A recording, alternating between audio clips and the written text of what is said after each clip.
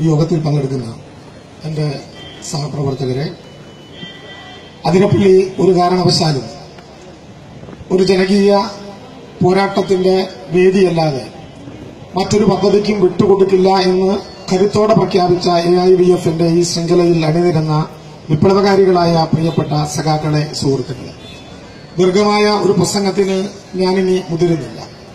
ഒട്ടേറെ കാലം ഇവിടെ പ്രസംഗിച്ചതാണ്. അതിരപ്പള്ളി പദ്ധതി എന്തുകൊണ്ട് നടപ്പിലാക്കരുത് എന്നതിന്റെ ശാസ്ത്രീയ വശങ്ങളെ ജനങ്ങളുടെ മുമ്പിൽ അവതരിപ്പിച്ചതാണ്. ഒരു കാര്യം അഭിമാനപൂർവ്വം എനിക്ക് പറയാൻ കഴിയും. അതിരപ്പള്ളി പദ്ധതി ആരംഭിക്കാൻ വേണ്ടി തീരുമാനിച്ച കാലം മുതൽ ഇന്നുവരെ ഈ കേരളത്തിന്റെ മണ്ണിൽ എന്ത് വില കൊടുത്തും അതിരപ്പള്ളി പദ്ധതി നടപ്പിലാക്കാൻ അനുവദിക്കില്ല എന്ന് പ്രഖ്യാപിച്ച ഒരേ ഒരു യുവജന പ്രസ്ഥാനത്തിന്റെ പേര് AIVF എന്നാണ്. അത് അഭിമാനത്തോടെ ഇനിയും ഈ കേരളത്തിൽ കൊണ്ടു നടക്കേണ്ടതുണ്ട്. സഖാവ് കാനം ഇവിടെ സൂചിപ്പിച്ചു, മനോഹരമായി ഈ പുഴയുടെ ഒഴുക്കിനെ തടയാൻ ഒരു പദ്ധതി കൊണ്ടുവന്നിട്ട് എന്ത് കാര്യം എന്നുള്ളതാണ്. ഇവിടെ പരിശോധിച്ചു പലരും. വാപ്കോസ് ഇവിടെ പരിശോധിച്ചു, SNC ലാവലിൻ ഇവിടെ പരിശോധിച്ചു, TBGRA ഇവിടെ പരിശോധിച്ചു. നേരത്തിനൊരു പരിശോധനയും നടത്താതെ, വേനൽക്കാലത്ത് ഈ പുഴയുടെ ഒഴുക്കെന്തു എന്നതിന്റെ കണക്കെടുക്കാതെ ഗവൺമെന്റ് ചുമതലപ്പെടുത്തുന്നതനുസരിച്ച് ഇവിടെ പദ്ധതി കൊണ്ടുവരാൻ നടത്തിയ ശ്രമങ്ങൾ മുഴുവൻ ഈ പദ്ധതിയുടെ ഭാഗമായി നടത്തപ്പെട്ട ജനകീയ ഹിയറിംഗുകളിൽ എതിർത്തു തോൽപ്പിക്കപ്പെട്ടിട്ടുണ്ട് എന്ന വസ്തുത കേരളത്തിൽ മാറി മാറി വരുന്ന ഗവൺമെന്റുകൾ വിസ്മരിച്ചാൽ പോരാട്ടത്തിലൂടെ അതിനെ നേരിടാൻ ഈ നാട്ടിലെ ജനങ്ങൾ ഒറ്റക്കെട്ടായി നിലകൊള്ളും എന്നുള്ളതാണ് ശരി. കാരണം ഇവിടെ സൂചിപ്പിച്ചല്ലോ, അപ്പർ ഷോളയാറും ഉൾപ്പെടെ ഈ ചാലക്കുടിപ്പുഴയിൽ ഇപ്പോൾ തന്നെ 6 അണക്കെട്ടുകളുണ്ട്. ചാലക്കുടിപ്പുഴ സമീപ പ്രദേശത്തെ 25ഓളം വരുന്ന പഞ്ചായത്തുകൾക്ക് ജലസേചനത്തിനും കുടിവെള്ളത്തിനും വഴിയൊരുക്കുന്ന അമ്മയാണ്. ആ ചാലക്കുടിപ്പുഴയ്ക്ക് എത്രയോ വൈവിധ്യങ്ങൾ നമ്മുടെ മുമ്പിലുണ്ട്. മനോഹരമായ അതിരപ്പള്ളി വെള്ളച്ചാട്ടത്തെ മാത്രം ആശ്രയിച്ചുകൊണ്ട് ഈ മണ്ണിലേക്ക് വരുന്നത് 10,000-കണക്കിന് ആളാണ് ഓരോ ദിവസവും. അതിനെ ആശ്രയിച്ച് ഉപജീവനം നടത്തുന്നത് 1000-കണക്കിന് കുടുംബങ്ങളാണ് അതിരപ്പള്ളിയിൽ. മനോഹരമായ ഈ ജലപിന്നത്തെ ഒഴുക്കിനെ തടയാൻ എന്തു താൽപര്യമാണ് KSEB ബോർഡിന്റെ പിന്നിലുള്ളത് എന്ന് ഗുണകരമായ അന്വേഷണത്തിന് വിധേയമാക്കേണ്ട വസ്തുതകളാണ് എന്ന് യാതൊരു തർക്കവുമില്ല.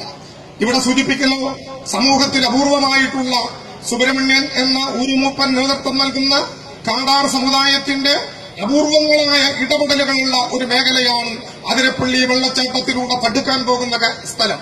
ഇന്നലെയും എന്റെ മണ്ഡലമായ ഒല്ലൂരിലെ കുതിരാനിലെ രണ്ടാമത്തെ തുരങ്കം തുറന്നു.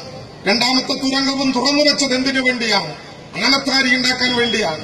2 തുരങ്കങ്ങളിലൂടെ ആനകൾ സഞ്ചരിക്കുന്ന വഴിവീതിക്ക് കുഴപ്പമുണ്ടാകാതിരിക്കാൻ കോടിക്കണക്കിന് രൂപ ചെലവഴിച്ച് തുരങ്കമുണ്ടാക്കണം എന്ന് പ്രഖ്യാപിക്കുന്ന നാട്ടിൽ സ്വാഭാവികമായിട്ടുള്ള ഒരു ആനത്താരി അതിരപ്പള്ളി പദ്ധതി കൊണ്ട് തകർക്കുമെങ്കിൽ നമുക്കെന്തു നേട്ടമുണ്ട് ആ ജലവൈദ്യുത പദ്ധതിയെ കൊണ്ട്? ചാലക്കുടി പുഴയിൽ 163 അപൂർവങ്ങളായ മീനുകളുടെ സ്രോതസ്സാണ്, അതിന്റെ ഈറ്റില്ലമാണ് എന്നറിയപ്പെടുന്നു. 34 തരത്തിലുള്ള വേഴാമ്പലുകളുള്ള പക്ഷികളുടെ അപൂർവമായ കൂട്ടം ചാലക്കുടി പുഴയുടെ ചുറ്റുപാടുകളെ ആശ്രയിച്ച് ജീവിക്കുകയാണ്. ഇതിനെയെല്ലാം തകർത്തിട്ടെന്തിനാണ് അതിരപ്പള്ളി പദ്ധതി? ഇവിടെ കാലം സൂചിപ്പിച്ചു, SNC ലാവലിനാണ് സ്റ്റാർട്ടപ്പ് റിപ്പോർട്ട് ഈ പദ്ധതിക്ക് വേണ്ടി എഴുതിയുണ്ടാക്കിയ ഏജൻസി. അവർ പറഞ്ഞിട്ടുണ്ട്, ഒരിക്കലും 163 മെഗാവാട്ട് വൈദ്യുതി ഇതിൽ നിന്നുണ്ടാക്കാൻ കഴിയില്ല എന്ന് KSEBക്ക് തീർച്ചയായും ഉറപ്പുണ്ട്.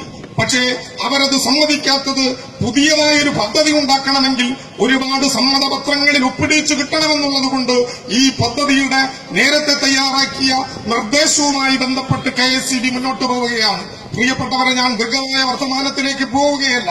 ഈ നാട്ടിലെ ഇവിടെ സൂചിപ്പിക്കപ്പെട്ടതുപോലെ AIVF-കാരന്റെ സിരകളിലെ ചോര മഴ പോലെ പെയ്തിറങ്ങിയാലും ഈ വെള്ളച്ചാട്ടം പോലെ മുന്നോട്ടു പോയാലും ഞങ്ങൾ ഈ പദ്ധതി ഈ നാട്ടിൽ ആരംഭിക്കാൻ അനുവദിക്കുന്ന പ്രശ്നമില്ല എന്ന യാഥാർത്ഥ്യമുണ്ട്.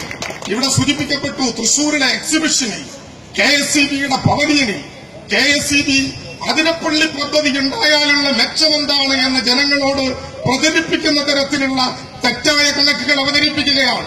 ഇത് KSEBക്ക് ഗുണകരമല്ല. ജനങ്ങളെ തെറ്റിദ്ധരിപ്പിക്കാൻ കേരളത്തിലെ പാവപ്പെട്ട ജനങ്ങൾ കൊടുക്കുന്ന നികുതി പണത്തിൽ നിന്ന് ലക്ഷക്കണക്കിന് രൂപ എടുത്തു ചെലവഴിക്കുന്ന ഉദ്യോഗസ്ഥന്മാരെ മാതൃകാപരമായി ശിക്ഷിക്കേണ്ടതുണ്ട് എന്ന് തന്നെയാണ് ഞങ്ങളുടെ അഭിപ്രായം.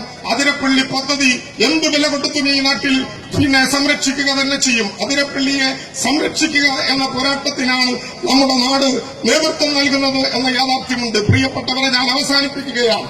ഒരു കാര്യം ഈ നാട്ടിൽ പലരും മനസ്സിലാക്കുന്നത് നല്ലതാണ്. കുരിശ് കാട്ടിയാൽ ചിലപ്പോൾ ചെകുത്താൻ പേടിക്കുമായിരിക്കും, കമ്മ്യൂണിസ്റ്റ് പാർട്ടി പേടിക്കില്ല. കാരണം ഒരുപാട് ചെകുത്താന്മാർ ഭരിച്ചിരുന്ന ഈ നാട്ടിൽ ഹൃദയത്തിലെ ചോര കൊടുത്ത് കഴുമരങ്ങളിൽ ഊഴലാടി ജനഹൃദയങ്ങളിലൂടെ ജീവിച്ച് ഒളിത്താവളങ്ങളിൽ പോയി മർദ്ദനങ്ങൾ സഹിച്ച് ചെകുത്താൻ ഭരണത്തെ മാറ്റാൻ ചോര കൊടുത്ത് ഈ മണ്ണിൽ ചെങ്കൊടിയെത്തിയ കമ്മ്യൂണിസ്റ്റ് പാർട്ടിയെ കുരിശ് കാട്ടി പേടിപ്പിക്കാം എന്നാരും കരുതണ്ട എന്ന് ഉറപ്പോടെ പറയുന്നു.